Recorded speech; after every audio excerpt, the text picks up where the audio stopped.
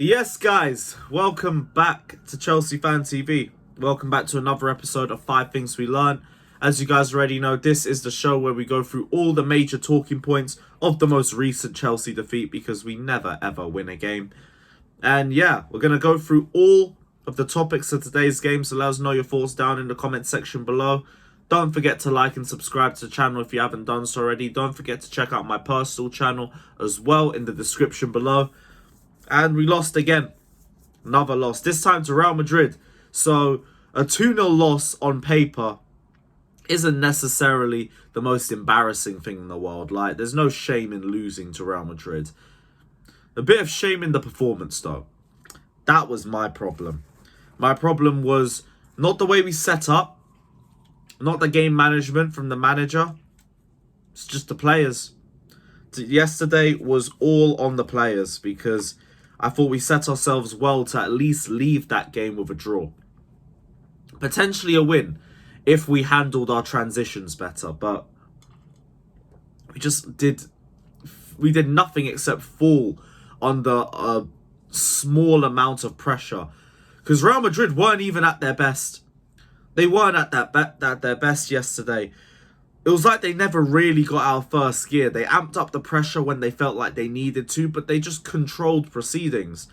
And it's kind of because we just left the ball fall straight into their laps any single time we got possession. We were very, very poor in possession. We couldn't string passes together to save our lives.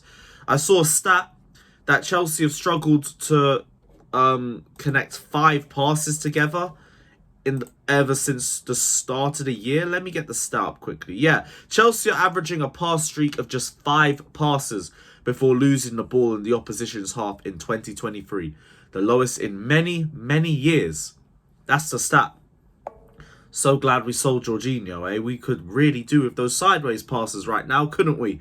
But hey, what do I know? What the hell do I know? But it's not just an old Jorginho comes into the team and we win the game. No, I'm not saying that. But there is a very big problem with us in possession. We're very poor in our decision making. Our passing is so sloppy.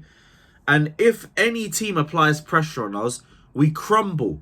We have a victim mentality. We have a bitch-made mentality. I don't even want to swear, but I've got to be real about these players. We have a pussy squad. They can't handle pressure. The mentality is in the bin. Mentality is in the absolute bin. First 15-20 minutes, I thought we played really well, but as soon as Madrid applied pressure, we fell apart. The first goal, bit sloppy from Koulibaly and Silva. They just let Benzema run right between them and they're caught ball watching Vinicius. Kepa debatably could be doing better on that, but I don't think there's much more he could have done in that situation. He was in the right position and everything. I think we should have just marked Benzema a little bit better. But Madrid continued to knock on the door past that point. We're doing well to at least keep the scoreline decent. Vinicius is causing us all sorts of problems on that left-hand side. He's tearing us apart. But there's just individual disaster classes all over the place. I could name off the top of my head James, Chilwell, Kovacic, Felix, Sterling.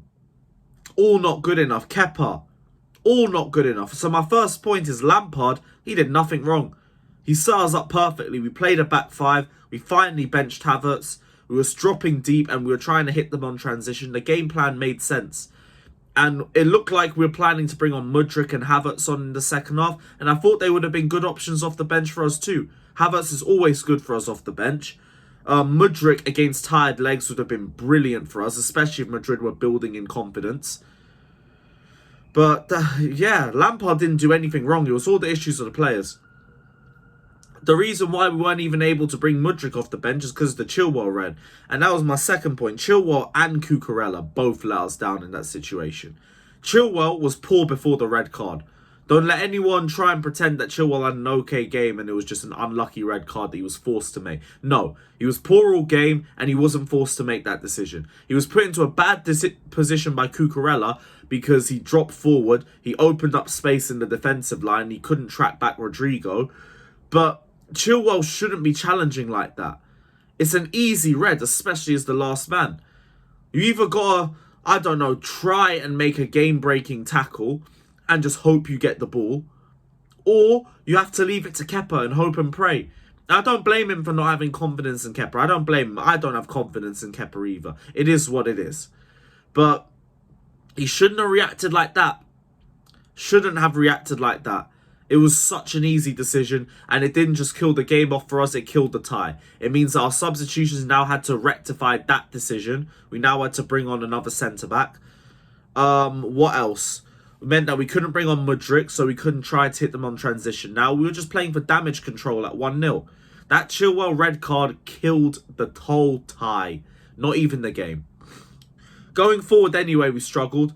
Felix and Sterling were poor. That's my third point. We need to see a lot better from him. Felix, very selfish. Sterling, just non-threatening at all. I need to be seeing a lot better from them now. Felix, like, I already know it's his first 3 months in the Premier League. He's been at Madrid before. That was his 007 day. 0 goals, 0 assists in 7 games against Real Madrid. He's got to be doing way better. Way better. If we're talking about signing him for 85 million, these are the sorts of games where you need to be decisive in. And he wasn't. He was indecisive. He was in the same position as Kovacic all game. Just wasn't good enough. Wasn't good enough at all. What other points? Kepa. Oh boy, Kepa. That second goal. The first goal, like I said, I don't blame him too tough for it. The second goal, though, he was in the perfect position to just get a hand on it, and his Poppadom wrist came out and just threw the game away. At 2-0, that's the game done. It's probably the tie done as well. We could maybe take it to Stamford Bridge. We're not going to do anything. Don't even try and delude yourselves into any of that crap, because it's not happening. It's not happening. Too many individual errors. Too many individual mistakes, disaster classes, you name it. Just weren't good enough. Just crumbled under the pressure. And that's why we're just not progressing past Real Madrid. But it is what it is. Just give me Hazard sympathy minutes. Last point. The tie is just done. It's finished. It's over. It's whatever.